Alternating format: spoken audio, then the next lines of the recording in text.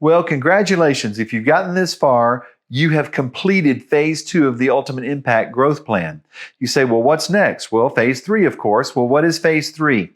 Phase 3 is very different than phase 1 or phase 2 because in phase 1 and phase 2, you're usually sitting down with an open Bible and you're reading through verses and you're thinking through concepts and you're trying to find ways to put them into practice. But in phase 3, you are putting them into practice. So yes, there will still be times to sit down and have Bible studies. And as you add new people into your mentoring group, you'll be starting back over with them in phase 1.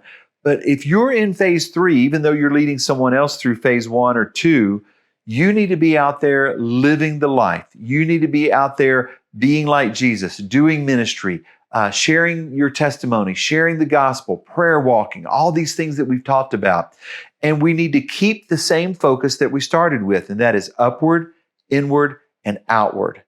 So how does that look now? Now that you've been through 2 phases of the curriculum, and now what we say in phase 3 is the people are the curriculum. In other words, the people in your mentoring group, you're helping support them in their next steps closer to God. They're helping you support you in your next steps to get closer to God. And even though they may be different next steps, you're all supporting each other, but you're also going out and doing ministry together. So go to a hospital and pray for someone who's sick. Meet the needs of someone in your sphere of influence, someone on your high five list, someone on your friend's high five list, someone else in your mentoring group. Go bless someone that they've been reaching out to.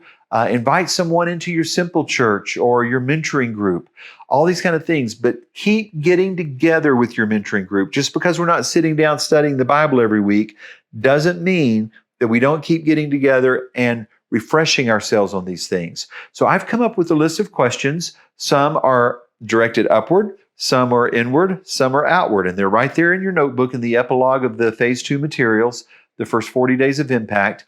And it's good. You don't need to ask every question every time you meet, but ask 1 or 2 questions on upward, 1 or 2 questions on inward, 1 or 2 questions on outward. It'll keep you sharp. It's good relational, informal accountability. It's a way to keep your fire hot for God and just your prayer life burning and just everything going the way that it needs to go.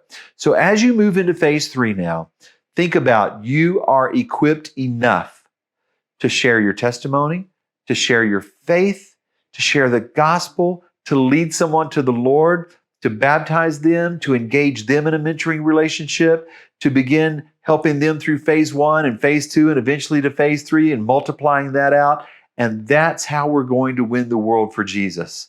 We're going to keep multiplying disciples, multiplying mentoring groups, multiplying simple churches, multiplying within our network, and helping other people start networks similar to what we're doing. It's going to be a great collaborative effort, and I can't wait to see what God's going to do with us as a group in the future and you individually. So God bless you as you move into phase 3.